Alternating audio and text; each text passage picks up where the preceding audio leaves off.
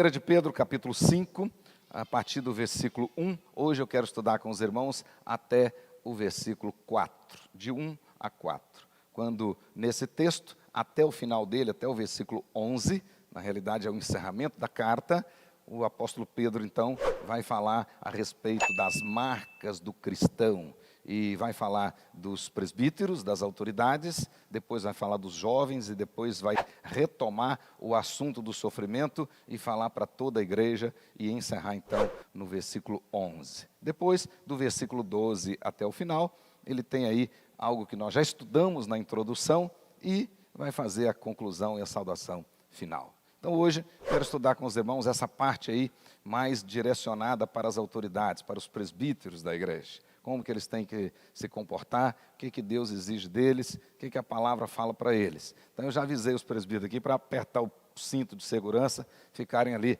firmes, né? E os que estão então nos acompanhando também.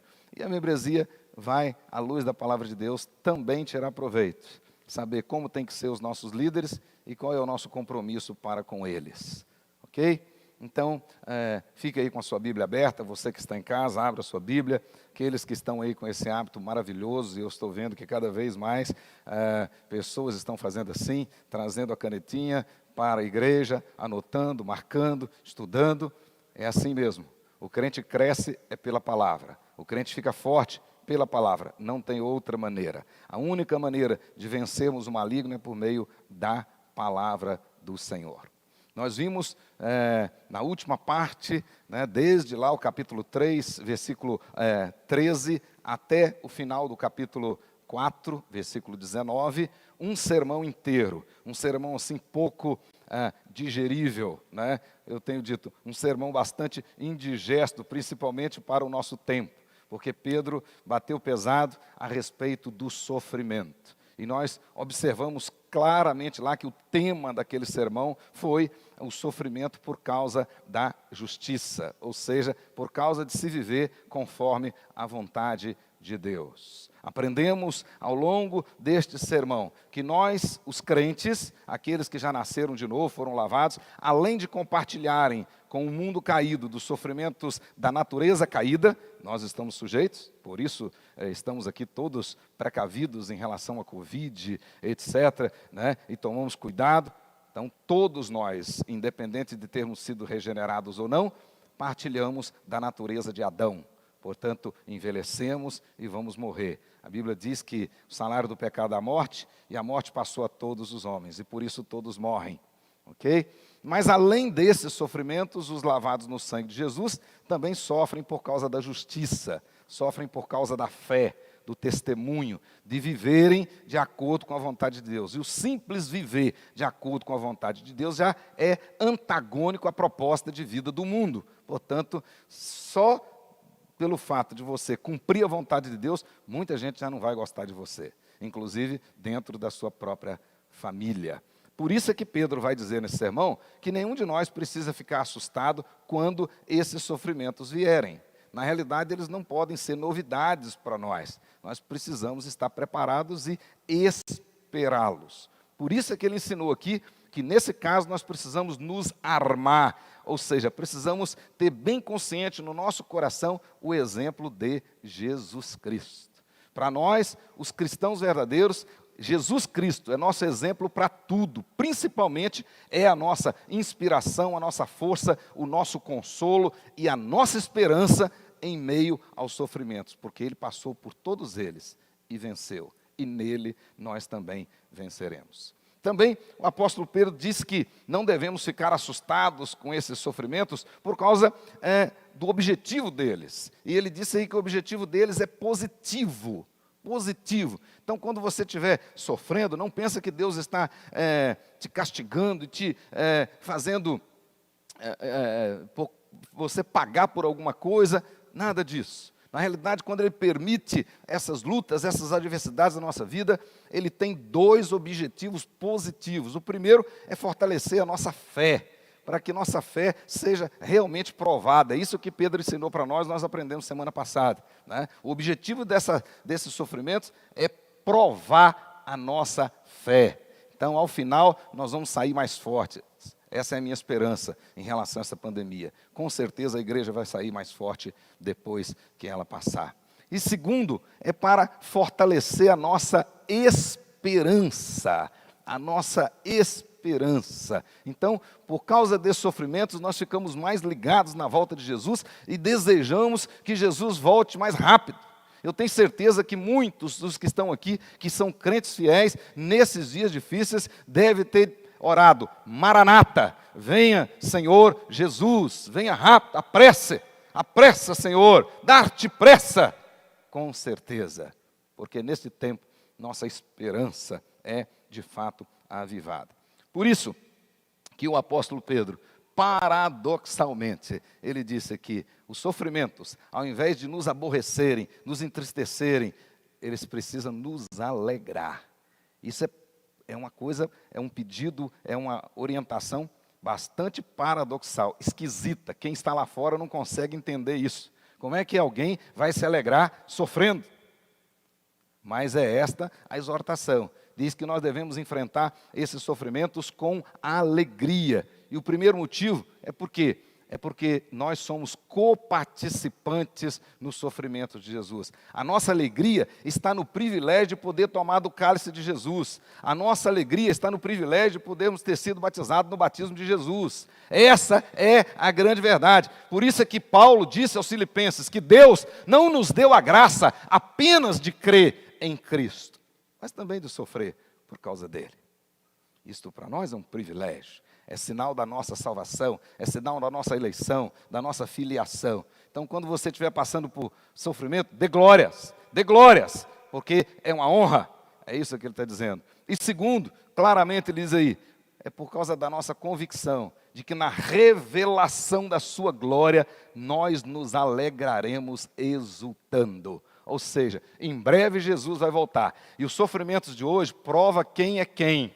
Aqueles que passarem por esses sofrimentos e passarem de cabeça erguida, crendo no seu Senhor, na volta dele, esses vão ser honrados e exaltados e vão se alegrar exultantemente naquele dia. E os outros que não sofreram tanto agora e que usufruíram das benesses desse mundo caído, desse mundo contaminado, esses vão pedir pela morte e a morte vai fugir deles. E desesperados, procurarão solução para a sua vida e não terão mais. Porque Jesus não voltará mais como Salvador. Ele voltará agora como juiz, como rei. E ponto. Então nós nos alegramos, enfrentamos de maneira diferente. Por isso que Pedro vai dizer que a despeito dos sofrimentos, a principal exortação é que no tempo que nos resta na carne, nós devemos viver de acordo com a vontade de Deus e não de acordo com as paixões dos homens. E ele completa dizendo, e nesse tempo que já se aproxima, porque o fim de todas as coisas já está próximo, nós devemos encomendar a nossa alma ao fiel Criador e continuar firmes na prática das boas obras. É isso que nós devemos fazer. E aí ele termina no versículo 19. Versículo 1 do nosso capítulo 5. Remete ao versículo 19. Olha aí comigo. Diz assim, versículo 1. Rogo-vos, pois, literalmente está escrito aí, portanto, apelo, admoesto, exorto, a quem? Aos presbíteros que há entre vós, eu, presbítero como vocês, como eles, e testemunha dos sofrimentos de Cristo, e ainda co-participante da glória que há de ser revelada. Então, em virtude de encomendarmos a nossa alma ao fiel Criador e seguirmos em frente, fazendo a vontade de Deus, porque o fim de tudo se aproxima, e no tempo que nos resta, precisamos viver de acordo com a vontade de Deus. O apóstolo Pedro, preocupado com a liderança dos presbíteros, olha para ele e diz, por causa disso, o tempo já está se aproximando, rogo-vos, eu, presbítero como vocês. E daqui a pouco ele vai dar as exortações aos presbíteros. Mas olha comigo aí, eu preciso fazer uma explicação palavra que aparece aí para presbíteros. Essencialmente, nós temos no Novo Testamento, né, duas palavras que funcionam como sinônimas para se referir a estes homens aos quais Pedro estava se dirigindo aqui. Primeiro é a palavra presbíteros, nesse caso, tradução ancião. Ancião, uma pessoa realmente mais experiente, mais vivida, no caso aqui, mais vivida no Evangelho. E a segunda palavra é episcopós, ou seja, bispos, bispos. Nesse caso, enfatizando a responsabilidade de supervisionar as igrejas de Cristo. Entretanto, na Bíblia, esses dois substantivos, presbiteros e episcopós, são usados como sinônimos, ambos se referindo ao mesmo ofício na igreja, ao ofício de presbíteros, de líderes. Então, quando usa a palavra presbítero, está usando a palavra no sentido de um líder maduro, de um líder experiente. Ou seja, é exigência sine qua non que o líder da igreja seja alguém experimentado, seja alguém experiente, alguém vivido, alguém que conheça, realmente tem vida na palavra e se ensina a igreja na hora de escolher os presbíteros. Parte-se do princípio que seja um ancião, uma pessoa experimentada. E quando usa a palavra bispo, refere-se à função dele, à função de supervisionar, de liderar. Pois bem, mas isso nos traz também a uma outra situação, uma nota que nós precisamos colocar aqui. No Novo Testamento, em todo o Novo Testamento, né, na realidade, até a morte de João, do apóstolo João, que ocorreu por volta do ano 96 do primeiro século. Até a morte de João, nós tínhamos na igreja primitiva três ofícios, né? 2 permanentes e 1 temporário. Quais eram os 3? O ofício de apóstolo, o ofício de presbítero e o ofício de diácono. Porém, o ofício de apóstolo, ele não foi um ofício permanente, mas sim um ofício transitório. Só existiu até a morte de João, e com um número definido, e com exigências claras definidas, e só eles, com o número de 12. Então, na realidade, depois da morte de João, nós não tivemos mais apóstolos, e não existe mais apóstolos. Então, o que vocês ouvem aí hoje, e pessoas se intitulando apóstolos, isso não é bíblico, não se refere a um ofício da Bíblia. O ofício de apóstolo no Novo Testamento foi um ofício transitório, só existiu enquanto os apóstolos ficaram vivos. E à medida que iam morrendo, não foram substituídos na própria Bíblia. O único que foi substituído foi Judas, e isso aconteceu antes do Pentecostes. E se vocês abrirem a Bíblia claramente aí, em Atos capítulo 1, pode abrir aí, Atos capítulo 1, do versículo 21 até o versículo 26. Observe bem claramente aí na sua Bíblia, Atos capítulo 1.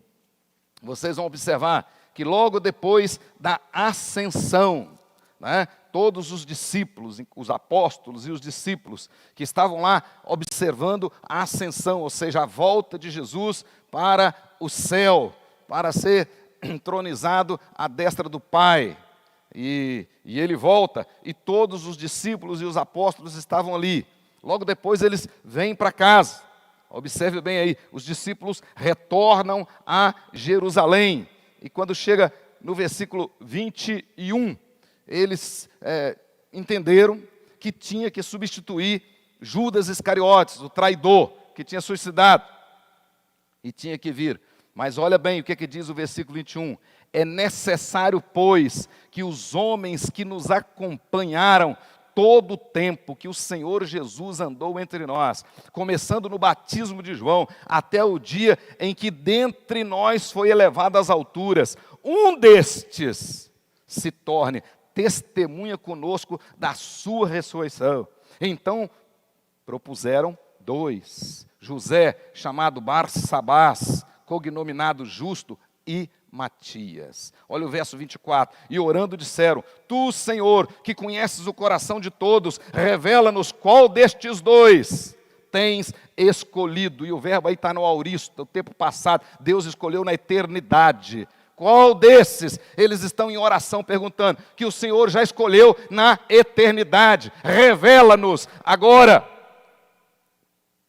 E o texto diz no verso 25, para preencher a vaga neste ministério e apostolado, do qual Judas se transviou, indo para o seu próprio lugar. E os lançaram em sorte, vindo a sorte a recair sobre Matias, sendo-lhe então votado lugar com os 11, completando 12, porque assim como na velha aliança tínhamos 12 patriarcas, na nova aliança 12 apóstolos, 24 tronos, na visão de João lá no Apocalipse, só esses 12 são apóstolos. Então essa história de apóstolo ali é vaidade dos homens. Vaidade dos homens não se contentam com certa autoridade e querem mais autoridade, mais destaque. E a Bíblia diz que pastor é aquele que tem cheiro de ovelhas, é aquele que está com o povo. Então, sobram apenas 2 ofícios. No Novo Testamento, nós só temos 2 ofícios. O ofício de presbítero e o ofício de diácono. E a Bíblia vai dizer claramente para nós. E, portanto, a igreja tem sim autoridade. A igreja precisa de uma estrutura administrativa. E tem gente aí dizendo que ela pode ficar em casa, que ela pode fazer isso, que não precisa, que essa estrutura aqui é coisa de Constantino I, ou é coisa do diabo, disso, aquilo, outro. Pelo contrário, é absolutamente bíblico. Desde a primeira viagem missionária, Atos 14, quando eles saíram, passaram pela Antioquia, saíram pela região da Ásia, fundando as igrejas. Em cada igreja que Paulo e Barnabé fundavam, eles ordenavam presbíteros para liderar naquela igreja. Pode conferir na sua Bíblia, Atos 14, 23, estamos na primeira viagem missionária, e em todas as igrejas, Paulo fundava, instituía presbítero para liderar aquela igreja fundada. Depois, próprio Paulo deixa seu discípulo Tito lá em Creta, para que ele ordenasse presbíteros em cada cidade. Tito capítulo 1, verso 5. Ao final da primeira viagem missionária, quando eles estão retornando, houve uma grande divergência, segundo a Bíblia, está claro lá em capítulo 15 de Atos, versículo 1, quando eles estão voltando, houve uma divergência da parte de Paulo e Barnabé contra alguns pregadores que tinham vindo da Judéia, estavam pregando em favor da circuncisão e de alguns costumes da lei de Moisés, dizendo que as pessoas tinham que se converter a Cristo, mas tinham que ser circuncidadas e tinham que cumprir aqueles costumes. Então, Paulo e Barnabé resistiram àquilo, houve uma grande contenda, o texto diz aí em Atos capítulo 15, o que aconteceu? Quando Paulo e Barnabé chegaram em Jerusalém, a primeira coisa que eles fizeram, foram procurar os apóstolos e, o que está escrito no versículo 2? Os presbíteros que estavam em Jerusalém. Ainda nós tínhamos apóstolos vivos e ainda tínhamos apóstolos que ficavam em Jerusalém. É bem provável que estava lá alguns apóstolos, por exemplo, Pedro, Tiago, deviam estar em Jerusalém nesse dia. E o texto diz, foram procurar os apóstolos e os presbíteros, no plural, que aparece aí. E quem estava presidindo essa liderança, que mesmo entre os presbíteros tinha um presidindo, quem estava presidindo não era apóstolo, era um presbítero, Tiago, o meio-irmão de Jesus. E então Barnabé e Paulo apresentam a causa para eles, eles analisam, e aí nós temos literalmente uma reunião de concílio, o concílio de presbíteros e apóstolos reunidos em Jerusalém, Atos capítulo 15, toma uma decisão e diz como que a igreja que estava nascendo ali tinha que se comportar dali para frente. Se iam mesmo circuncidar, se iam cumprir alguns aspectos da lei cerimonial ou não. Se iam abrir realmente as portas agora para os gentios ou não.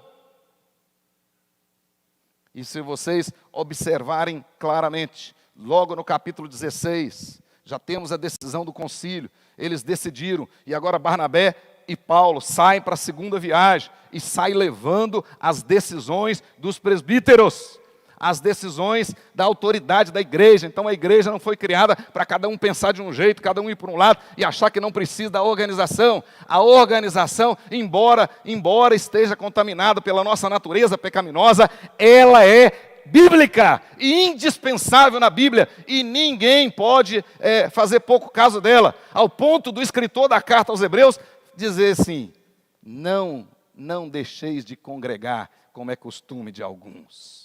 Valorize a sua igreja. Paulo, escrevendo ao seu filho na fé, Timóteo, diz: a igreja, e aí ele está falando da igreja, instituição mesmo, da igreja, aqui, o corpo de Cristo. Ele está dizendo, é coluna e baluarte da verdade. Não está falando da igreja que é você, não. Está falando da igreja, instituição, que tem presbíteros e tem diáconos. É isso que ele está dizendo. E o texto continua. Ele sai então para o mundo afora, levando aquela decisão dos presbíteros e dos diáconos. Agora vocês observem bem comigo.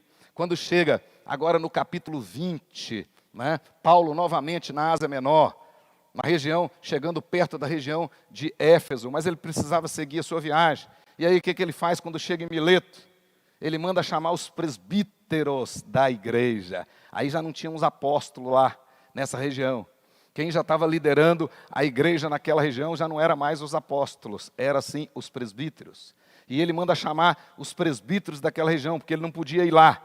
Ele já estava de passagem. Vem os presbíteros, ele exorta os presbíteros, ele ensina os presbíteros, ele ora com os presbíteros, despede-se dos presbíteros e segue a sua viagem. Mas olha aí na sua Bíblia, Atos capítulo 20, do versículo 17 ao 35, nós temos esse encontro. Mas no versículo 28, diz assim, as palavras finais do apóstolo Paulo, ele diz assim: atendei, falando para os presbíteros, por vós e por todo o rebanho sobre o qual o Espírito Santo vos constituiu bispos. Observe no início do capítulo 20, ele manda chamar os presbíteros. E lá no grego, substantivo masculino.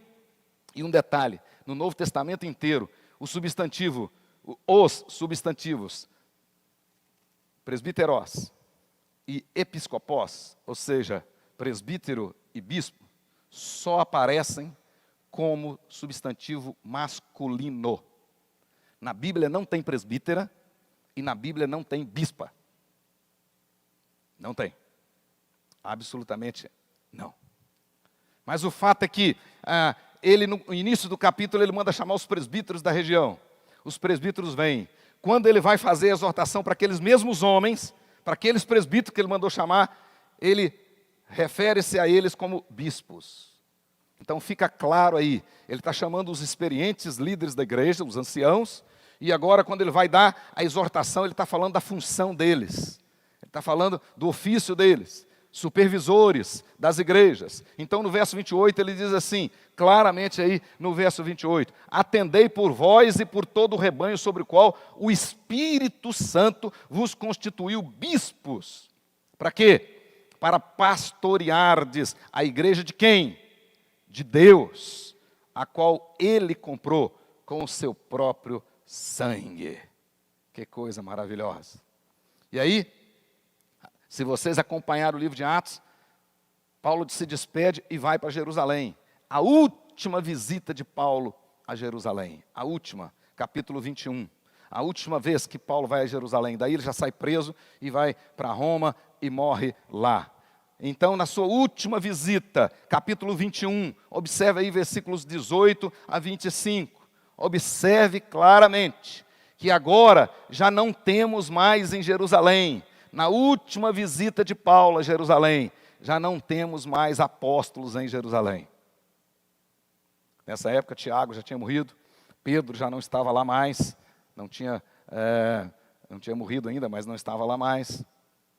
Outros já tinham morrido, outros tinham ido para a Índia, outros para a Ásia, para outros lugares. Mas em Jerusalém não tínhamos mais. Olha o que o texto vai dizer claramente, que quando Paulo chega lá, ele foi imediatamente, versículo 18 até o 25, ele foi se encontrar com Tiago, e o texto diz, e todos os presbíteros.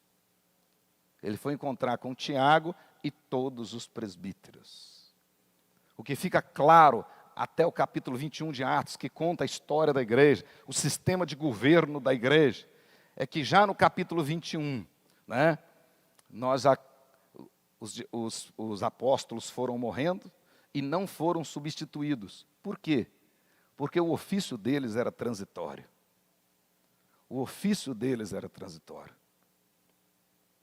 Não era para toda a existência da igreja. O ofício deles era para fazer as bases doutrinárias. E os presbíteros, claramente, são os substitutos dos apóstolos. Mas com um compromisso de continuar agora a liderar a igreja sobre a doutrina dos apóstolos. Então a igreja ela é apostólica, por quê? Porque os presbíteros aqui guardam a doutrina dos apóstolos. A igreja é apostólica porque os presbíteros aqui sabem que a missão deles é defender a doutrina apostólica, a doutrina dos apóstolos. Essa igreja é apostólica porque os presbíteros, ou seja, os líderes da igreja, sabem que o compromisso deles é continuar proclamando a doutrina dos apóstolos. E por que nós não podemos ter apóstolos hoje? Lá no capítulo 1 de Atos, texto que eu já li, diz que para ser apóstolo tinha que ter, desde os dias de João Batista, convivido com Jesus, ter participado pessoalmente do sofrimento de Jesus, ter visto a morte de Jesus e, mais ainda, ter visto a ressurreição de Jesus. Testemunha ocular da ressurreição de Jesus. Nenhum desses apóstolos que estão por aí hoje viram nada disso. Portanto, não são à luz da Bíblia Sagrada. Meus queridos irmãos, então nós podemos ver claramente que o ofício de presbítero, e compete ao presbítero, nessas histórias, Paulo e os demais escritores da Bíblia vão deixar claro. Primeira competência do presbítero é cuidar do rebanho e da doutrina dos apóstolos. São defensores da fé, sim. A Bíblia diz, inclusive, que o presbítero tem que ser capaz, na hora de eleger um presbítero, a igreja tem que ver isso, ele tem que ser capaz de tapar a boca daqueles que se contradizem. Porque ele é um defensor da fé apostólica. É isso que o apóstolo Paulo vai dizer para os presbíteros de Éfeso no versículo 19. Eu li o 28 no versículo 29, logo depois. Ele vai dizer, porque nos últimos tempos aparecerão falsos profetas no meio do povo, etc. E vocês têm que ter capacidade de defender o rebanho.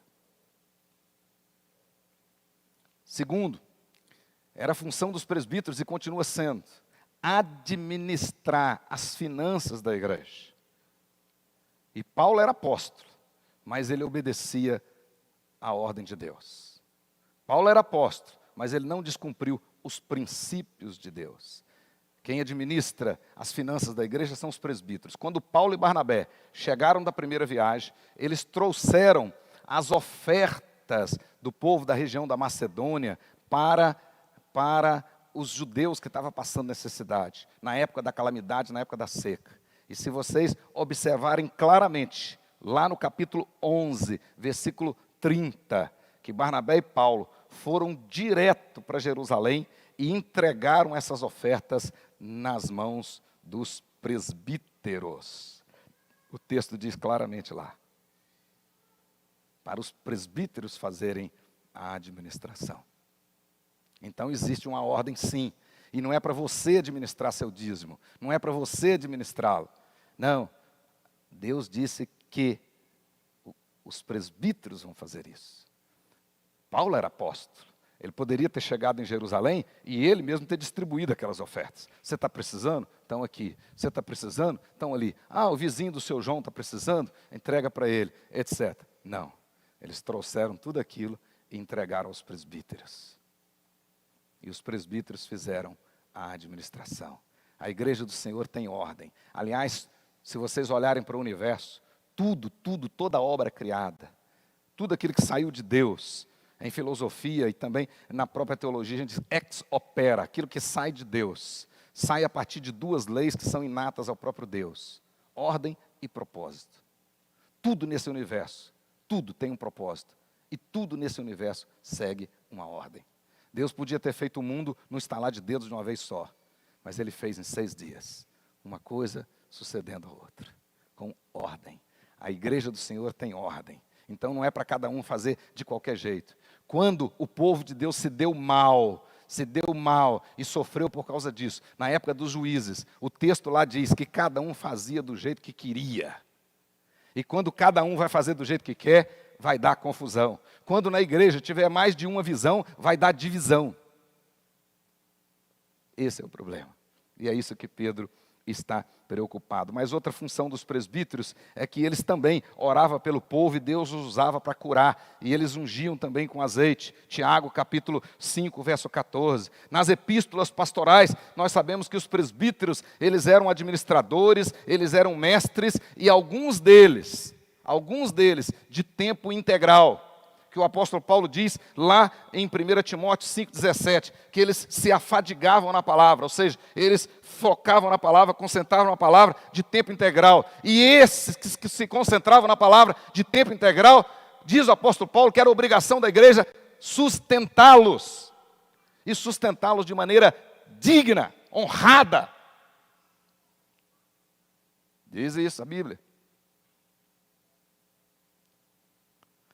E por último, a Bíblia diz que os presbíteros, comumente na Bíblia, eles eram chamados de pastor. Não por causa do ofício, porque não existe o ofício de pastor. O ofício é de presbíteros. Eles eram chamados de pastor por causa da função, daquilo que eles tinham que fazer. Assim como eram chamados de administradores, de supervisores de bispo. Então, na realidade, nós temos feito a leitura correta. Eu fui ordenado presbítero. Fui ordenado pastor. E vocês me chamam de pastor por causa da minha função, não por causa do meu ofício. E como pastor, em vários lugares no Novo Testamento, é função do presbítero alimentar, ou seja, ensinar o rebanho de Deus. Com o quê? Com a palavra de Deus. Perguntaram para Calvino, onde tem uma igreja verdadeira? Ele diz, onde a palavra for pregada fielmente. Aí tem uma igreja verdadeira. Então você pode até se empolgar com o pregador, isso, aquilo, outro, ele pode falar bonito, pode contar piada, pode fazer um stand-up aqui e vocês rirem à vontade. Mas observe na Bíblia, se ele realmente está trazendo a palavra de Deus. Se ele estiver trazendo a palavra de Deus, ali tem uma igreja verdadeira. Com certeza. Pois bem, essa era a preocupação de Pedro. Então Pedro se identifica aqui nesse capítulo 5 como presbítero também. Ele escreve para os presbíteros e diz assim, eu, presbítero como vocês. Ele se identifica como presbítero, né? Ou seja, como pastor, como líder, ele se identifica. E ele diz mais, aí, e testemunha dos sofrimentos de Cristo. Mesmo ele se identificando como presbítero, ele não esqueceu da sua prerrogativa de apóstolo, porque ele estava no período da transição. Pedro era apóstolo e também presbítero. E quando ele diz aqui, testemunha dos sofrimentos de Cristo, esta era uma credencial de apóstolo. Então ele diz, eu sou presbítero, sem deixar de ser apóstolo. E com isso ele está dizendo o seguinte, que cargo nenhum na igreja é hierárquico.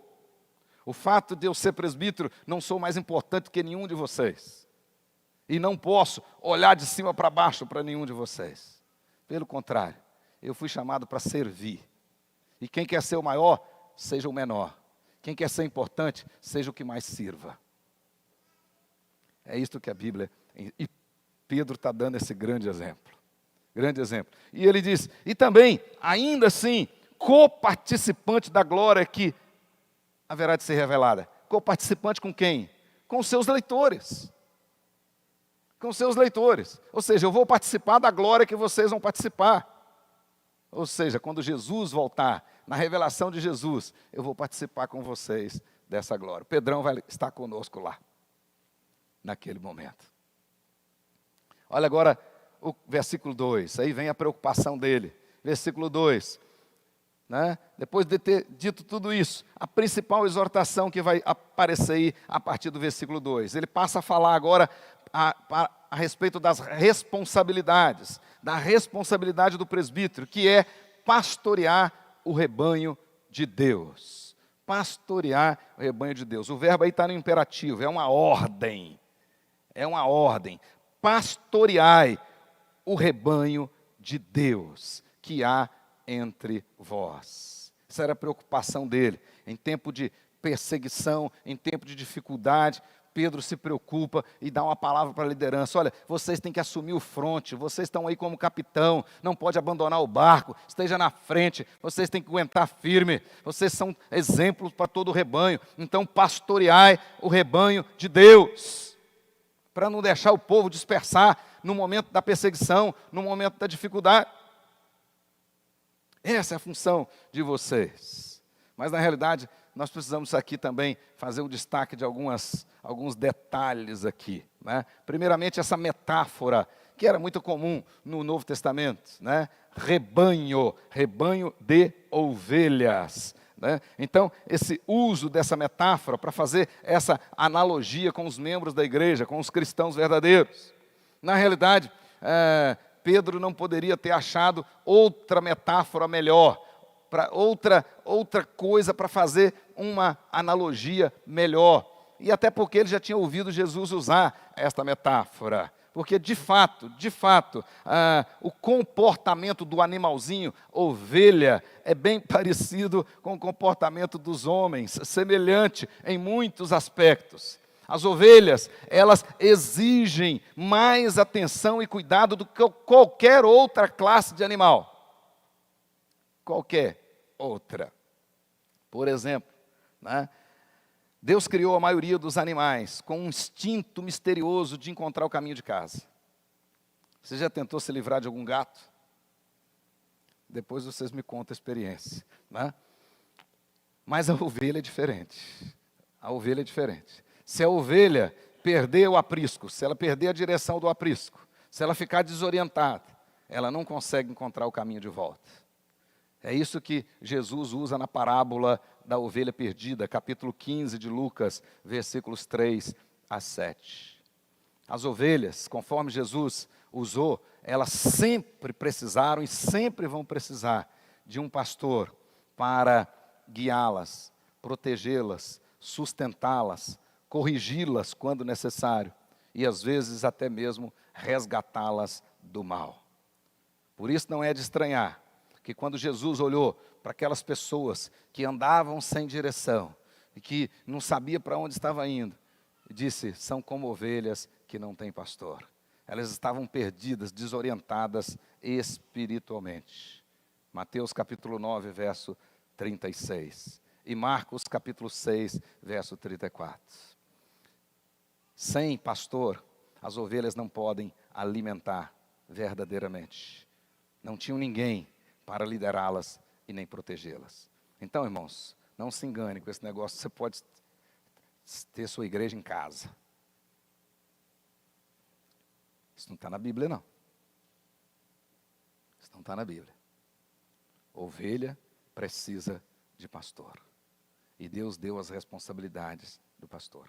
Segunda nota nesse versículo 2, é que essas ovelhas, esse rebanho, é de Deus. Isso já é o suficiente para lembrar os pastores de que eles não são donos do rebanho e que eles vão ter de prestar contas. Tem muita gente esquecendo disso. O rebanho é de Deus, não é meu. Isso tem que me lembrar todos os dias, que um dia eu vou ter de dar contas ao dono do rebanho. Tem muitos líderes que esqueceram disso. Nós não podemos esquecer. Por isso, diante desta ordem, pastoreai o rebanho de Deus. O apóstolo Pedro, então, vai fazer esse contraste, vai dizer como, né? Então, ele vai usar um contraste, aquilo que o pastor tem que fazer e aquilo que ele não tem que fazer. E vai apresentar 3 pares aí de contrastes. Observe bem, né? como que nós vamos pastorear esse rebanho, irmãos presbíteros? Primeiro, não por constrangimento, mas espontaneamente. Ou seja, não como obrigado.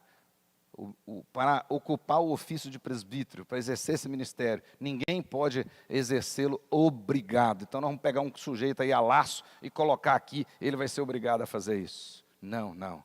Então, por isso é que nesse sentido o ministério não pode ser pesado para pastor nenhum, para presbítero nenhum.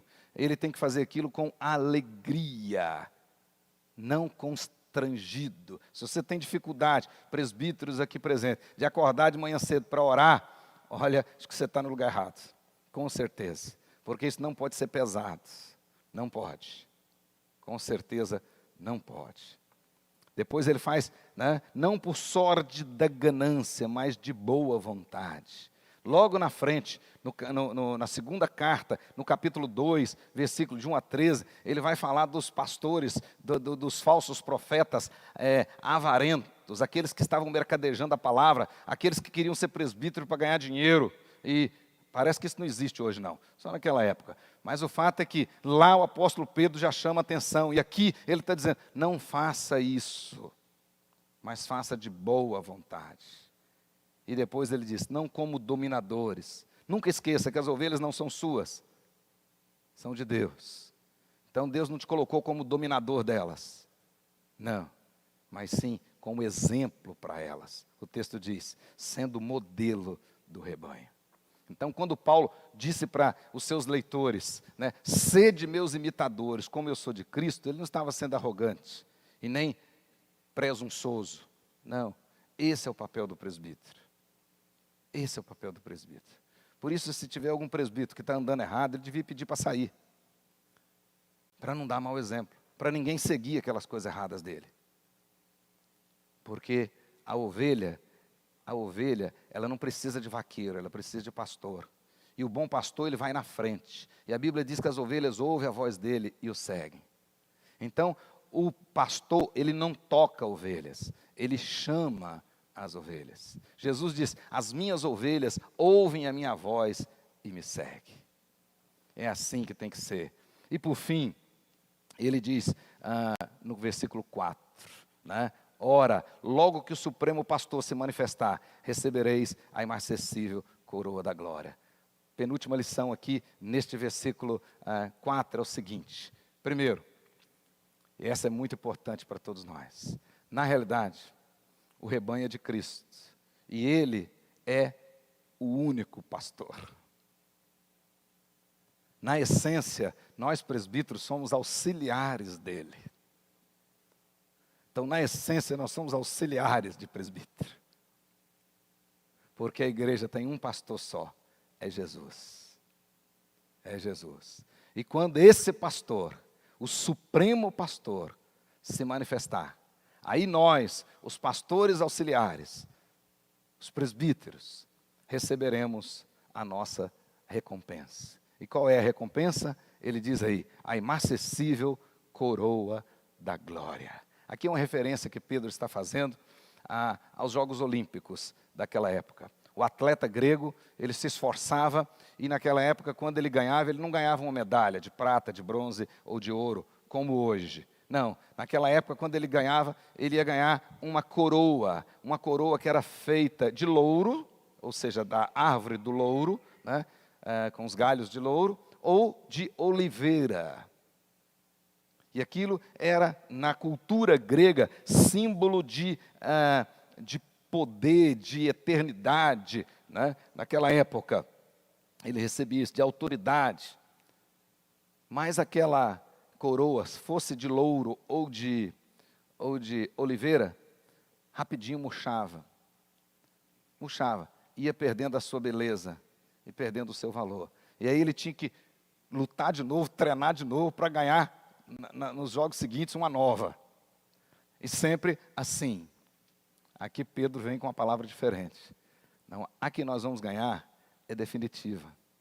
Quando ele usa a palavra imarcessível, aqui a tradução dela literal significa uma flor que não murcha. Que não murcha, que não perde o seu brilho. Não vou precisar correr de novo para ganhar uma nova. Não. O combate é um só. Combati o bom combate, completei a carreira, guardei a fé. E agora eu vou receber essa coroa. E receber definitivamente. Isso que Deus promete para nós. Não é glória aqui, mas é na manifestação do nosso Senhor, do Supremo Pastor. Meus queridos irmãos, eu quero encerrar dizendo o seguinte: primeiramente para os presbíteros como eu, que nós devemos agir corretamente, com temor e tremor, exercendo a liderança com esmero, com alegria, com boa vontade e dando exemplo. Exemplos dignos de serem imitados pelos outros. Agora eu quero dizer para a igreja, rebanho aqui presente, as ovelhas aqui presentes: ame, respeite, honre, cuidem dos vossos presbíteros, especialmente daqueles que se afadigam na palavra, e dê a eles sustento com dignidade. Porque, como diz o escritor da carta aos Hebreus, eles são os seus guias espirituais, aqueles que conduzem vocês ao pasto verdejante. É isso que Pedro está dizendo. Está no contexto de todo o seu sermão. E ele olha então para as autoridades e diz: olha, cuide deles, para que nenhum se perca, mesmo passando por pandemia, por dificuldade, por lutas. Que Deus nos abençoe, tenha misericórdia de nós. Amém? E os presbíteros digam amém. E a igreja diga amém. Glória a Deus. Feche os seus olhos. Ore por você e ore pelos presbíteros.